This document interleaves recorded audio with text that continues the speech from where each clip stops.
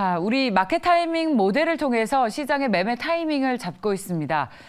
엠비엔골드 신광선 매니저가 혼자 보던 이 모델을 여러분들과 공개해서 공유하고 있는데 지금까지 마켓 타이밍 모델을 통해서 시점 잡는 데 많은 도움을 받고 있습니다. 소개합니다. 어서 오십시오. 네, 안녕하세요. 신광선입니다. 네. 예, 빅광선 매니저님. 네.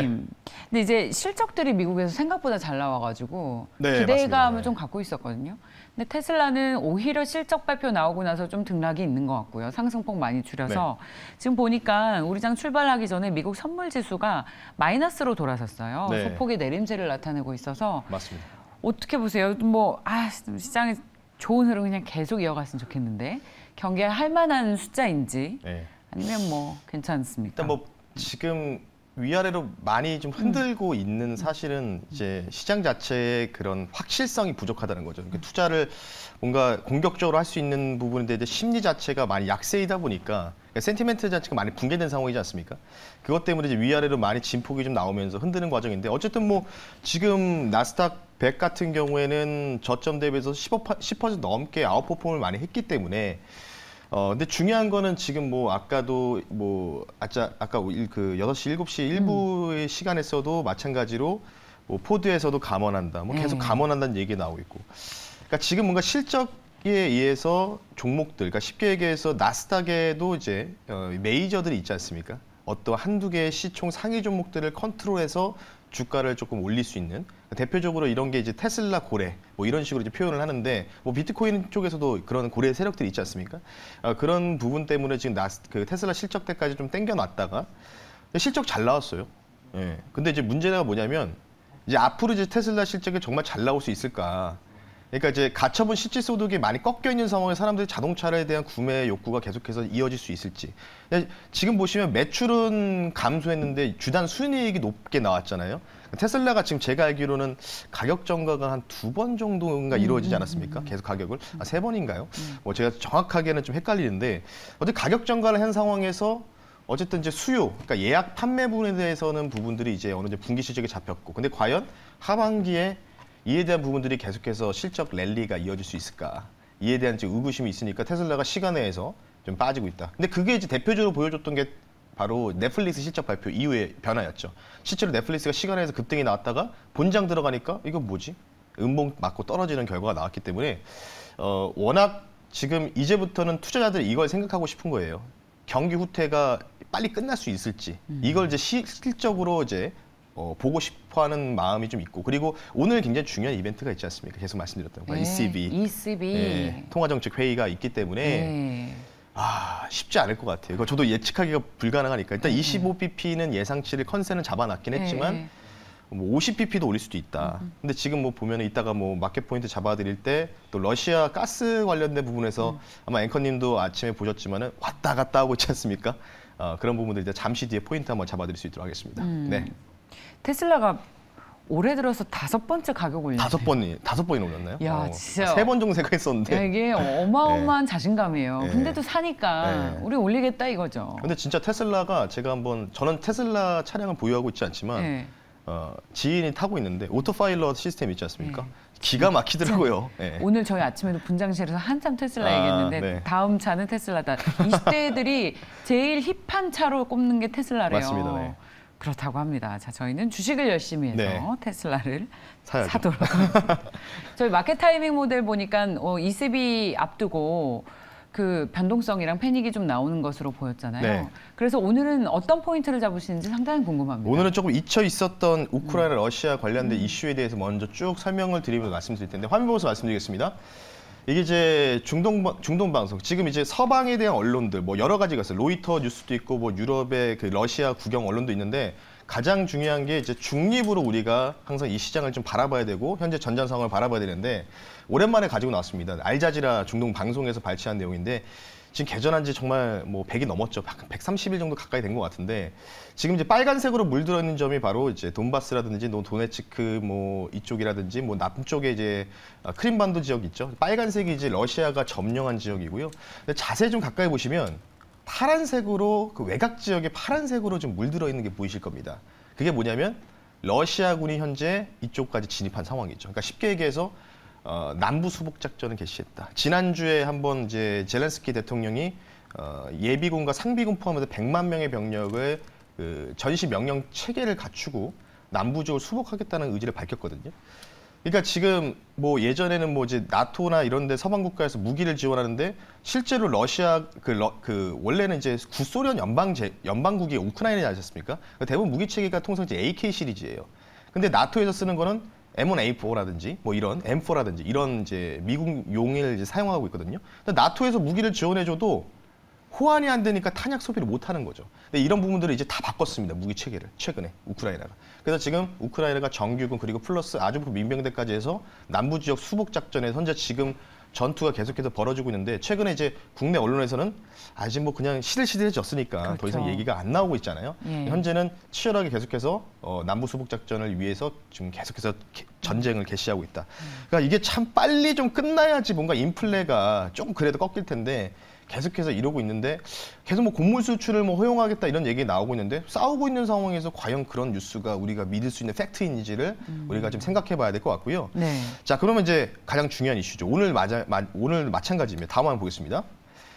바로 이 가스프롬 관련된 부분이 노스트림 관련된 부분인데 지금 이게 약간 어제 밤에 좀 문제가 생겼어요. 그러니까 터빈 관련된 부분들을 이제 캐나다라든지 그 북유럽 쪽에다가 수레를 맡겨놓고 이거를 돌려받아야 되는데 이게 지금 아직은 돌려받지 못한 상황이다. 그래서 지금 노드스트림 1과 2에 대한 이 부분들이 공급이 러시아에서는 조금 이제 독일 쪽으로 이제 수송로를 해가지고 쏴줘야 되는데 실제로 이제 부품이 조금 부족해서 약간 핑계를 대면서 이걸 지연시킬 가능성이 있다는 얘기도 나오고 있거든요. 그래요? 예. 공급 재개한다고 했는데 네, 그렇죠. 막상 뚜껑 열어보니까 네. 부족해서. 그러니까 뭔가 지금 러시아 네. 입장에서 급한 상황은 아니지 않습니까? 인프라도 안 되고 예. 이걸 차라리 미룰 수 있다. 그렇죠. 그러니까 이런 부분들을 핑계를 대고 계속해서 뭐 오늘까지가 이제 데드라인이지 않습니까? 네. 그래서 오늘 과연 풀어줄지. 일단은 어제까지는 공약을 이양하겠다고 했지만 여러분들 아시겠지만은 뭐 다른 뭐 언론을 통해서 보도를 자료를 접하셨겠지만은 푸틴 대통령이 이 가스 공급을 실제로 어떻게 해야 되느냐, 많이 줄게 공급을 하겠다라고 그렇죠. 얘기를 하고 있지 않습니까? 예, 예. 수틀리면 안 할 수도 있고 이런 식으로 얘기하고 있는데 지금 화면이 좀 거꾸로 돼 있습니다. 거꾸로 돼 있는데 거꾸로 돼 있어요. 거꾸로 돼 있는 거예요. 지금 거꾸로 지금 오른편에 아마 있는 게 좌우가 바뀌었군요. 네, 그러니까 이게 좌우가 아니라 상하가 바뀌었어요. 상하가 그렇군요. 바뀌었는데, 근데 어쨌든 뭐 일단 양해를 좀 부탁드리고요. 지금 이제 이게 거꾸로 보니까 좀 그렇네요. 공급량이 설명으로 해주세요. 좀 그런데 이제 예. 그러니까 이게 그 우측에 있는 그래프가 뭐냐면 노드스트림 쪽에서 가스를 공급하는 양들이 쭉 있었다가 지금 엄청나게 하향 조정이 됐다는 상황을 표시하고 있거든요. 그러니까 무슨 뜻이냐면은 공급이 이렇게 쭉 개선하다 러시아가 전쟁을 일으키고 나서 5월부터 툭 꺼졌어요. 툭 꺼진 부분이라고 좀 보시면 좋을 것 같기 때문에 그리고 지금 약간의 지금 이제 거의 바닥권에 근접했거든요. 그러니까 여기서 이제 과연 꼭 공급을 할 것이냐. 근데 이 공급에 대한 부분들이 그러니까 실제로 가스 공급에 대한 단위를 보니까 1플로우라고 하더라고요. 1플로우. 그러니까 1플로우당 얼마씩을 하는데 지금 대략적으로 한 30포인트밖에 공급을 안 하고 있다. 근데 그것마저도 지금 잠글 수 있고 여기서 늘려봤자 30에서 지금 한 절반 정도까지 늘려봤자 한 대략적으로 한 55에서 60 정도 레벨 되거든요. 그러니까 제가 아까 제목에도 말씀드렸지만 공급은 하는데 턱없이 유럽 부족하다. 국가를 유지하기에는 좀 부족한 가스 공급이다. 이렇게 좀 보시면 좋을 것 같고 다음은 보겠습니다. 네. 그러니까 지금 세계적인 투자자 워렌 버핏은 기사를 발췌해 놨는데 매일경제 신문에서 옥시덴탈이라는 업스트리트 최대 기업을 또 지분 인수했어요. 어제도 지분 인수했다고 하더라고요. 떨어질 때마다. 그래서 지금 지분율을 거의 20% 가까이 육박했다. 그래서 연말이 되면은 완전히 이제 지금 미국 기준으로는 23% 이상의 지분을 가지고 있으면은 이 대주주 요건에 포함이 되거든요. 워런 버핏도 그렇군요. 예. 우리도 주식 우리 계속 물 타다가 어느새 최대 주주돼 있고. 근데 아마 지금 평단가 수익 중입니다. 제가 알기로는 한 대략적으로 평단가가 빨리 지금 사셨군요. 40한 중반으로 알고 그래요. 있기 때문에 옥시덴탈 저희도 페트롤이 이 뉴스에 주목을 했는데 신재생 에너지 주식도 오르고 맞습니다. 워런 버핏은 이 전통 에너지 주식을 사고 네. 원래는 상당히 대치되는 개념의 두 주식인데 두 개가 같이 오르고. 맞습니다. 그러니까 이 회사가 예. 왜 좋냐면 스트림 기업 최대 기업이 이게 뭐냐면 스트림이 업, 미들, 다운스트림 기업이 있지 않습니까? 이거 모든 걸 다 해요. 그러니까 공급까지 해주고 퍼블리싱까지 다 해가지고 다 판매까지 하는 생산까지 하는 최대 이런 가스정을 갖고 있는 회사이기 때문에 그러니까 미국 같은 경우에는 우리나라는 좀 아쉽게도 결산 배당만 하지만은 미국 같은 경우에는 분기 배당을 하거든요. 그러니까 주식을 많이 보여서 분기 배당만 받아도 그에 대한 뭔가 손실이 발생해도 주가에 대한 평단위 손실이 발생해도 그걸 어느 정도 메꿀 수가 있다는 거겠죠.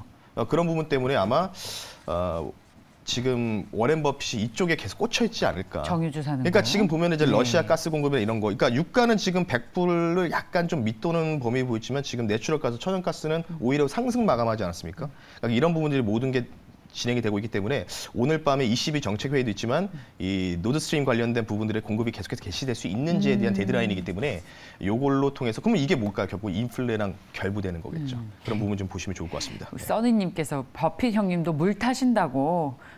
물 타신 게 아니라 정확하게 표현하면 그러니까 비중 확대. 불타기. 네, 불타기. 불타기 한 수익 거죠. 중이니까 뭐 그러니까요. 네. 자, 오늘 주목하고 계신 뉴스는 가스 공급이 원활하지 않을 것이다. 그리고 버핏은 전통에너지원, 그러니까 인플레이션 주식을 계속 산다라는 아이디어였어요. 네, 맞습니다. 좀 경계심을 계속 가지고 계시고 V자 반등에 대한 지나친 낙관론 맞습니다. 하지 말아라라고 계속 강조해주고 계십니다. 그렇다면 오늘의 모델 네. 뭘 볼까요? 오늘 당연히 코스피 봐야죠. 코스피. 네. 자, 드디어 오늘은 마켓 타이밍 모델 코스피를 보겠습니다. 결과 어떻게 나왔을까요? 자, 오늘 방향 강도 50이고 내일과 내일 모레 빵입니다. 그런데 패닉 강도가 내일까지 50%가 나오네요. 네, 정정하겠습니다. 예, 오늘이 아니고 1주차. 주차로 보겠습니다. 왜냐면은 주간 오늘 단위로. 어차피 목요일이고 내일이면 금요일이지 않습니까? 예. 그러니까 다음 주가 굉장히 중요하겠죠. 그래서 주차를 갖고 왔고요. 다음 주가 마지막 주 그리고 8월 첫째 주, 둘째 주를 했는데 다음 주에 지금 반향 강도, 패닉 강도가 동시에 잡혀 있다. 이런 경우가 그러니까 주봉 배열에서는 흔하지 않은 일이거든요. 통상 한쪽은 빠져 있어요. 그러니까 8월 첫째 주 보시면은 지금 가운데 그냥 반향 강도는 없지만 패닉 강도는 50% 잡혀 있지 않습니까? 그렇다는 얘기는 다음 주에 뭔가 우리나라 증시가 굉장한 변동성을 유발할 수 있는 이벤트들이 많이 있다. 네. 이런 뜻에서 좀 말씀을 좀 드리고 싶고요. 일단 이제 코스피 200을 좀 보면서 말씀드리면 어제 제가 분명히 말씀드렸지 않습니까? 갭이 좀 뜰 거고 굳이 주식을 사고 싶으면 언제 사라고 했죠, 제가? 종가에 종가에 사시라고 했잖아요. 네. 거의 막판에 사시라고. 네, 근데 그제 앞에 이제 굳이라는 말이 붙었지 않습니까? 그러니까 굳이 지금 네. 주식 살 때는 아니라는 네, 말씀이시죠. 그러니까 제가 어제도 포인트를 뭐라고 말씀드렸냐면 아직 변한 게 하나도 없거든요. 예. 왜 자꾸 뭐 벌써부터 베어마켓 랠리를 코를 외치시는지를 그러니까 저는 이거를 확인하고 싶은 거예요. 8월 11일 날에 경기선행지수, OECD 경기선행지수를 보고 가도 늦지 않는다. 그리고 지금 보시면 오늘 20일 22 회의고 다음 주 27일 날이 또 FMC니까 그러니까 아마 패닉 강도, 반향 강도에 많이 잡혀 있는 것 같아요. 그래서 저는 이렇게 좀 해석을 드릴게요. 두 가지 시나리오를 좀 제시해 드리겠습니다. 네. 자, 만약에 오늘부터 해가지고 뭔가 우리나라 증시가 4일 동안 좀 죄송스러운 얘기지만 과하게 올라왔어요. 그래서 그 갭을 최소한 메꿔주는 과정에 있는데 오늘 분명히 갭을 메꿀 건데 근데 문제는 뭐냐면 다음 주 FMC가 27일이 제가 알기로는 다음 주 수요일이거든요. 예. 그러니까 수요일에 FMC 결과가 나오지 않습니까?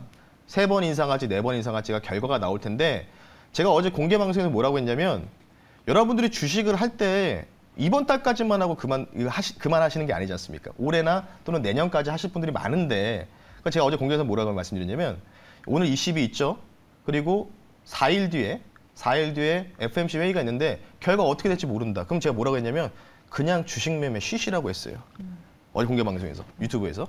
왜냐하면 불확실성이잖아요. 어떻게 될지 저도 모릅니다. 75pp랑 100pp가 어떻게 나올지 모르고 그에 대한 대응 시나리오가 여러 가지가 있기 때문에 굳이 무리할 필요는 없다는 차원에서 계속 말씀을 드리고 싶은 부분이 있어요. 그러니까 굳이 본다면 돌다리도 좀 두들겨 보고 차라리 27일 이후에 하셔도 전 나쁘지 않다고 보이거든요. 그러니까 만약에 지금 주식을 갖고 있다가 27일에 갑자기 연준에서 안 되겠어. 100p 가자라고 외치면은 주가가 다시 지금 미국 나스닥이 10% 넘게 아웃퍼폼하지 않습니까?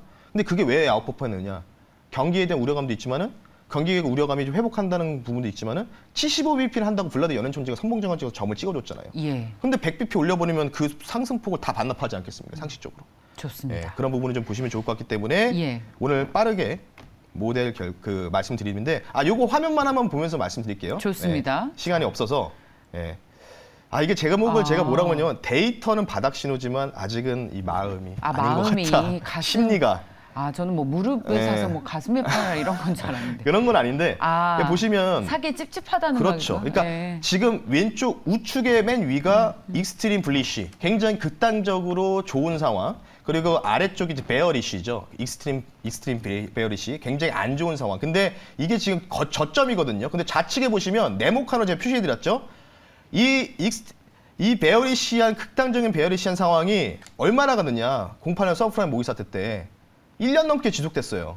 그러니까 함부로 제가 말씀을 드릴 수가 없는 거죠. 그때랑 비교할 정도예요? 지금 똑같습니다. 보시면 22년도 지금 요 우측의 맨 우측과 지금 네모칸이랑 똑같지 않습니까? 지금 이 점까지도 내려왔는데 지금 보시면 반등이 안 나오죠. 바로 반등이 안 나오고 이렇게 횡으로 그어지지 않습니까? 그러니까 이게 이어질 수 있다는 거죠. 이 베어리시한 장세가. 그러니까 이런 걸 좀 보고 바닥 신호는 맞아요. 지금 사면 맞는데 아직은 한 번 더 확인하고 갈 차이가 좋다라고 말씀드리고 싶기 때문에 오늘 마켓타임의 결론 말씀드리겠습니다. 그럼 이렇게 해야겠네요. 굳이 살 거면 종가에 사고 좀 적극적으로 들어가기 위해서는 무릎에 살 때까지 기다리기 위해서 현금 좀 가지고 있자. 네.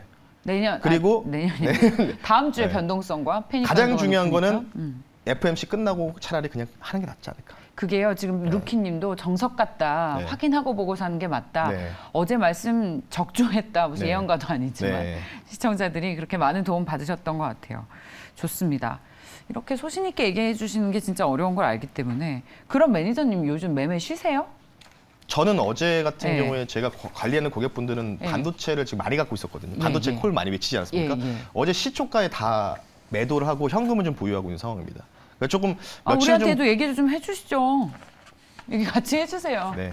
공개 방송에서도 어제 언급해드렸기 때문에 그렇게 좀 당황하셨습니다. 참고하시면 좋을 것 같습니다. 아, 반도체 팔고 현금 갖고 계시다고요? 네. 오늘은 그럼 뭘 팔까요?